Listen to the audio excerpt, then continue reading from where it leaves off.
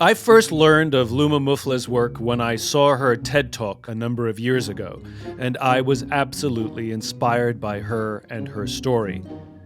The TED Talk was called Don't Feel Sorry for Refugees, Believe in Them.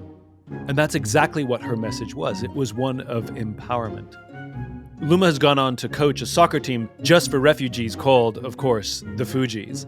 And she started the first accredited school just for refugees. The schools are spreading across the United States, and she's giving refugees new hope to rebuild their communities. This is A Bit of Optimism.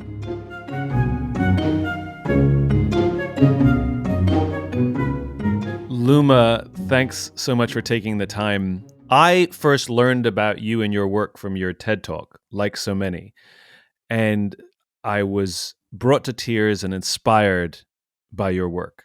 I'm a sucker for people who devote their lives to the service of others.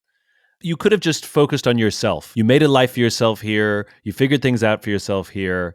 What made you turn around and want to give back to the kids? I mean, I think it was timing. Like I had been focusing on myself. I had, right after college, tried to figure out what I wanted to do. I'd been waiting tables, clerked at a law firm, opened up my own cafe. I was like, I'm going to, live the American dream.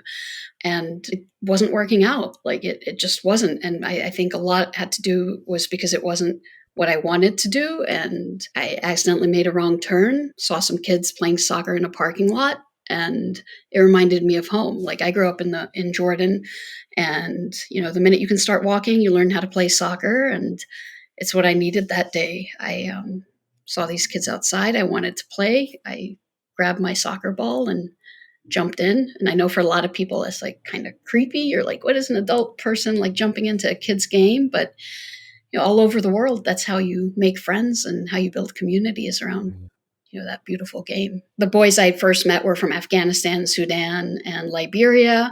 They were shocked when I could pronounce their names correctly. They're like, where are you from? And I was like, no, I was born in Jordan. I'm Muslim. Like, that's why I can say your Nurullah properly. And started making excuses to leave work early so I could play with them, and then got to know more about their lives. It's like we started a soccer team. I'd been coaching club soccer for a while. And after practice, some of the kids would be like, Coach, can you help us with our homework? Initially, I was dismissive. I was like, go get your parents or your sister to help you, not realizing that their parents were illiterate, not only in English, but in their own languages. And they kind of just exposed me to everything that was wrong, especially in the education system. Like I was helping a kid with his homework, and they would have grade level work, even though they'd only been in school 6 months, like total in their life.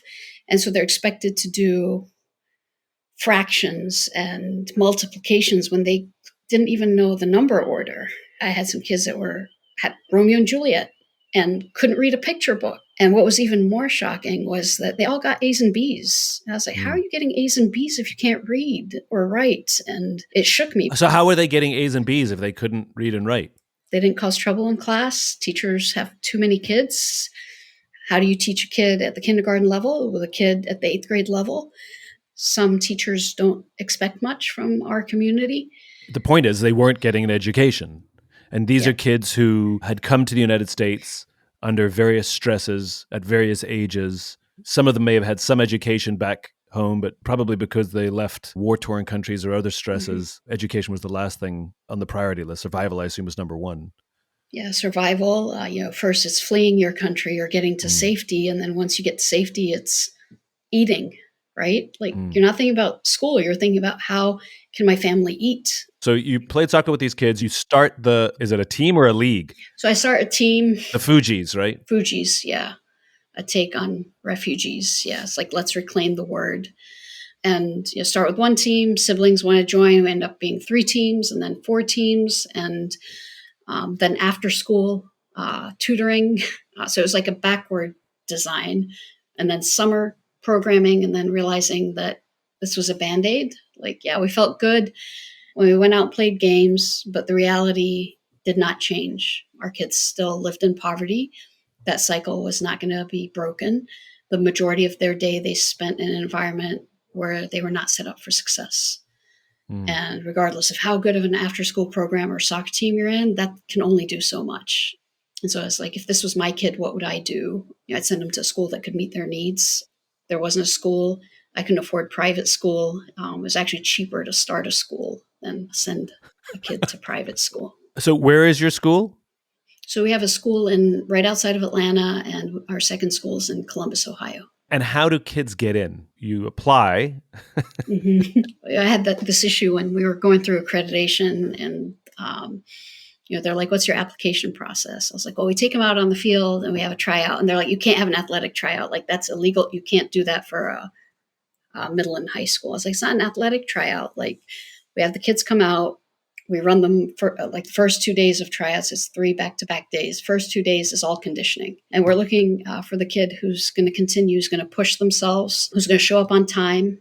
On the third day we scrimmage, we're looking for the kid who helps others. Soccer's a team sport. And a lot of this has to do with the work that we're going to ask them to do is hard.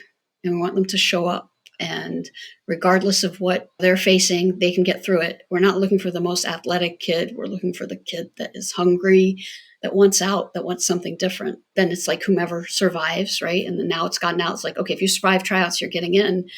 Then we do an academic test and we take the lowest performing kid because they're the ones that need it. So it's kind of like the flip of what a typical school looks for.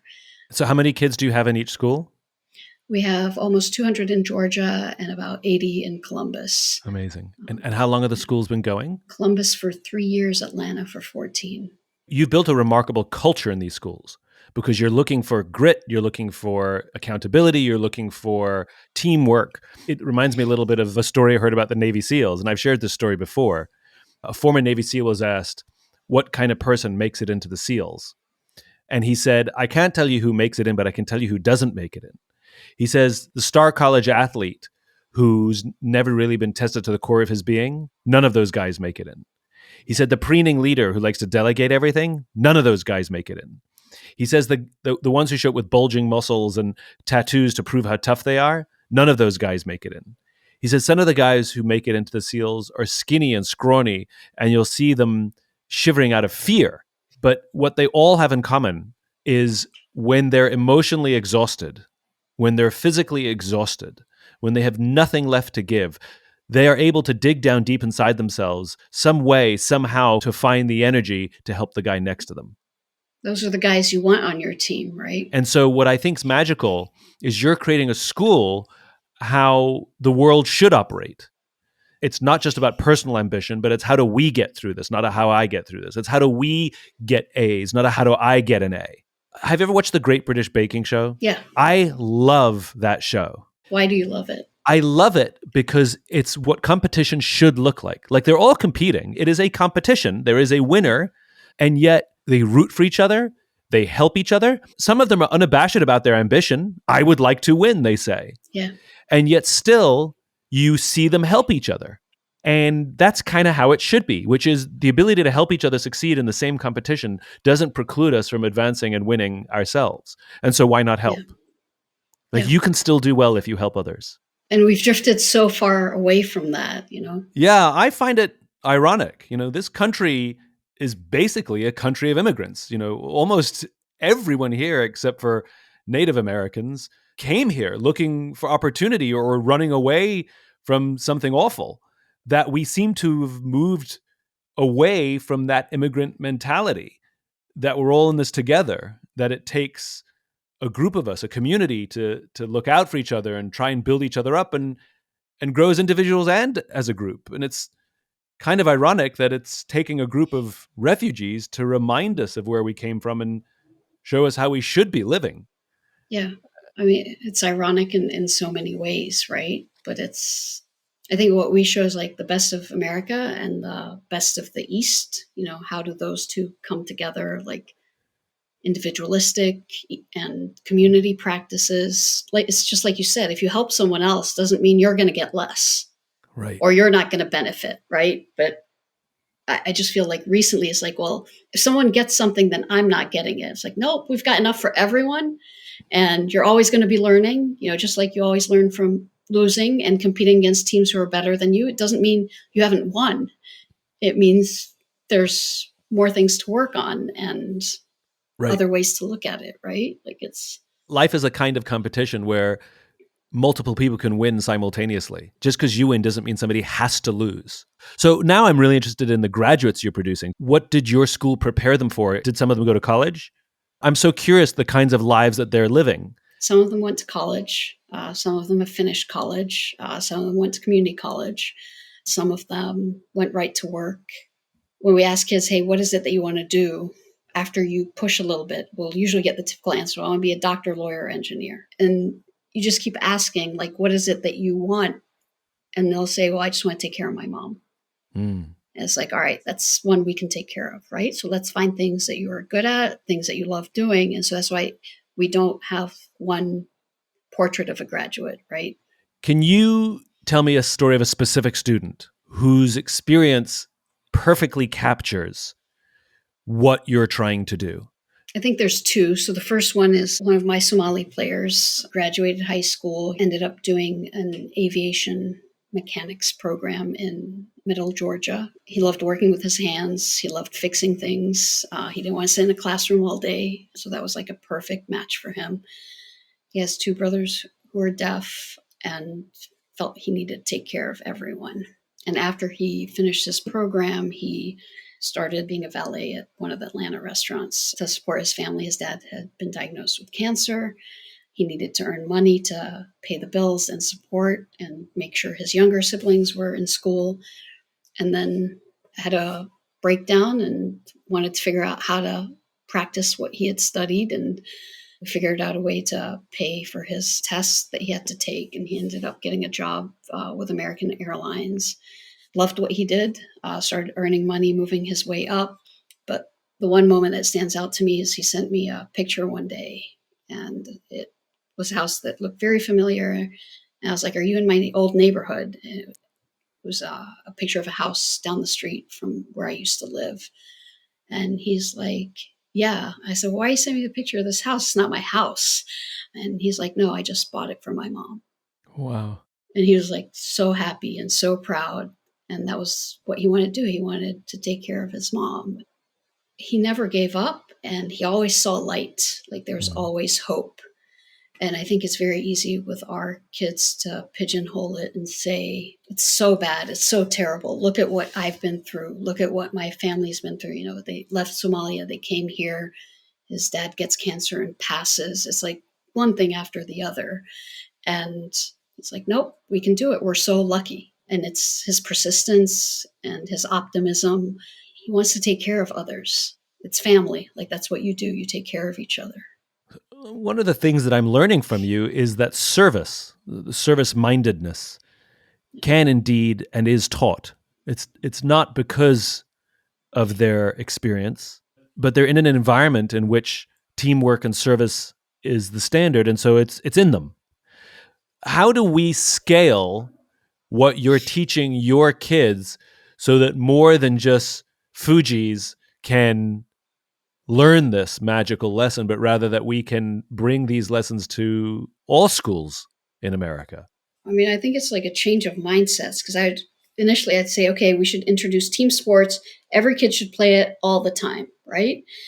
But with the wrong coach, it's going to be a win at all costs, right? Not every kid plays, not everyone learns, not everyone supports each other. When we get report cards at school, we read them in front of each other, the entire school. So you get up and you read your report card. And it's not to be like, oh, this one has an F, I have an A. It's like, one of my teammates is struggling. What do I need to do to help them? And so you see if a student gets an F, their neighbor is now making sure they wake up and go to school on time. If they're acting out in class, the entire class, stop, you got to behave because you've got to pass. We're all responsible for that F.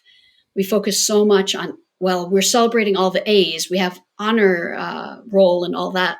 But it's like, why aren't we paying attention to those that need our help? And why aren't we equipping other kids who are doing well that they have a responsibility to help, not to be like, well, I have an A, that's great, because now we're not going to be competing for college rank, like valedictorian, all that. So every kid is responsible to read their report card out to the entire school. And I know what so many people are thinking as they hear that, which is how humiliating for the ones who don't do well. I would never want my kid to do that because I wouldn't want them to be humiliated. I want to know the speech you give each time before the report cards are read out. Our team is only as strong as our weakest player, and our schools are only as strong as our weakest students. And if anyone in our community needs help, we help them. And if anyone is struggling, it is everyone's responsibility in this room, because we all want to say, hey, I was responsible in helping that kid get that A, right? But you're also responsible for that kid getting that F. And that's every single person in that room, from the coaches to the teachers to their classmates to their friends in every grade. And they get up and they read it. And you feel like you've got, I mean, it's a community, but this entire team behind you. Because sometimes kids get Fs, or when we fail, we like lock the doors. We're so embarrassed. We don't want to talk about it, unless we can, or like some tech person where that's celebrated. You failed, but now here's your redemption story, right? But why aren't we teaching that at a young age? Well, here's your F. Here's how you can get out of it. It's not the end of the world. And so when our kids experience any type of failure, they know what they need to do to get out of it. We have one kid, like, he had been in the country less than 4 weeks, and he got up to read his report card and all Fs, but he came up to read it. He couldn't read. The paper was flipped upside down. He had it facing, never been in a school before. And, no one said anything. And then 6 weeks later, he's getting up to read. And there was a 1F, a couple of Cs, 1B. And the entire school started clapping. And every kid in that room had seen him learn to read because of the effort everybody put behind that. And that was progress, right? And then it continued to be that. And I think when you know that you are part of a community, then you are held more accountable. How do we do that in work? Because what you're talking about is honesty. What you're talking about is candor. What you're talking about is I see myself as part of a community, as part of a team, as part of a company. I cannot be expected to succeed by myself. And as you said, by putting so much celebration on only on those who succeed, it creates a pressure to either lie, hide, and fake, or use any means to get that high grade for fear of slipping or fear of looking down, which could lead to some sort of rather unethical ways of getting those A's. Yeah.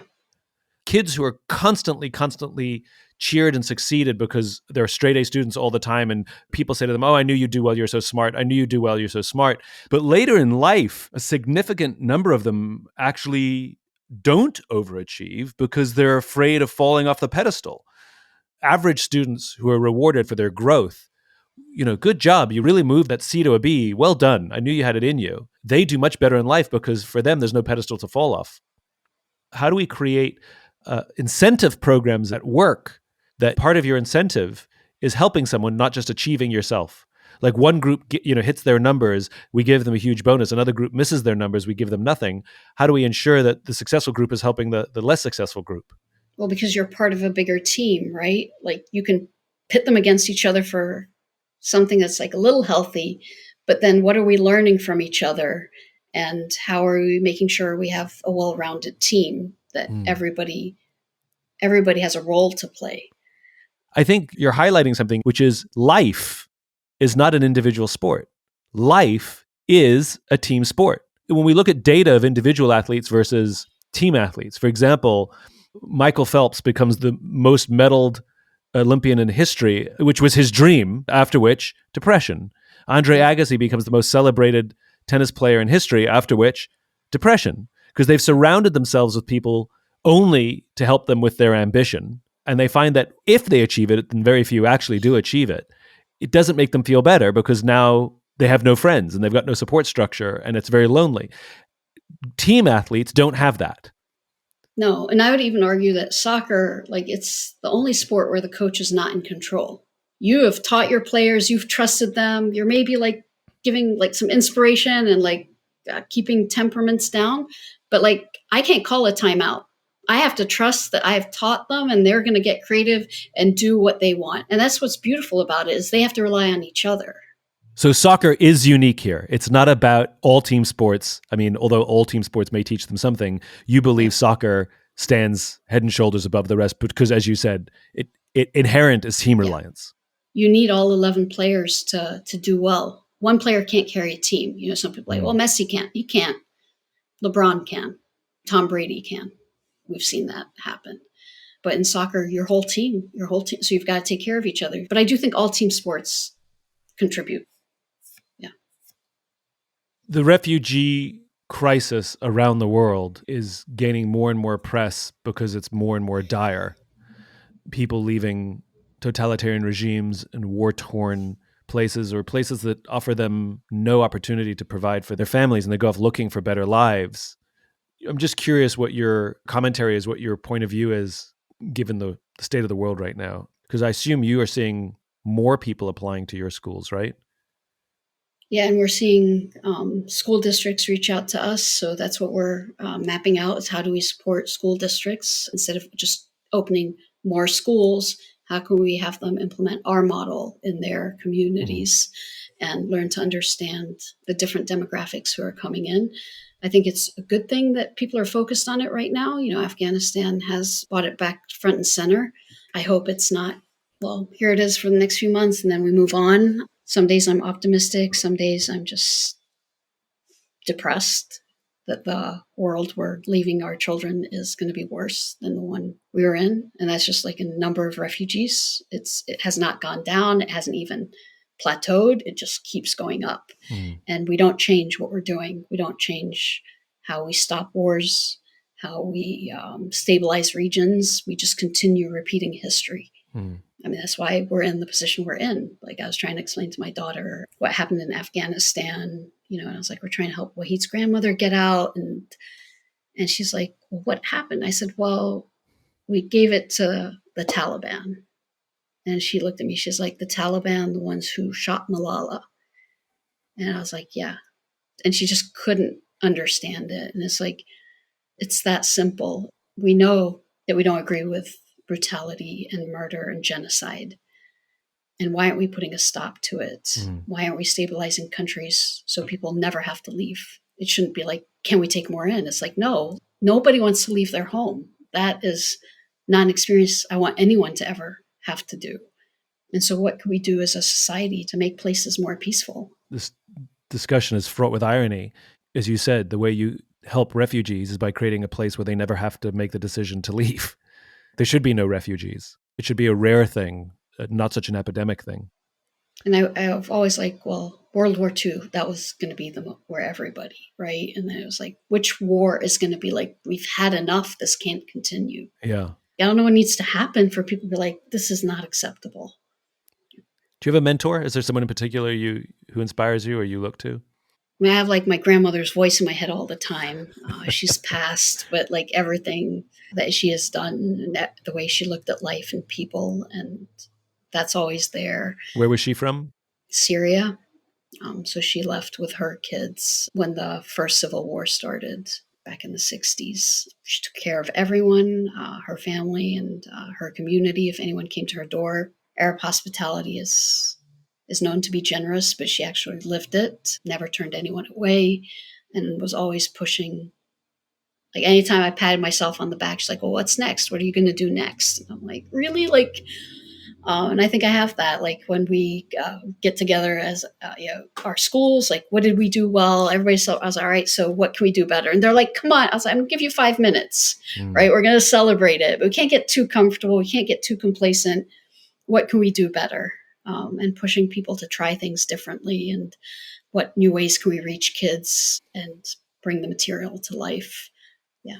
You are magic, I have to tell you. I love what you are doing, and I do believe that your model serves more than refugees. I believe it serves as a model for how we need to teach all children and what it means to be a better human being. We're team animals. We're built for team, much more than we are built for individual. We're not that strong and not that smart by ourselves, but as groups, we're remarkable. But as you said, the team is only as strong as the weakest player. And so how do we build up our weak players? You've given me so many ideas about some of the things that we all can do at work or with our families, to share group accountability. It's really magical what you're doing. And I want you to be wildly successful because I think your model is really important. Thank you. And I hope it spreads. and I hope you help a lot of kids. Thank you.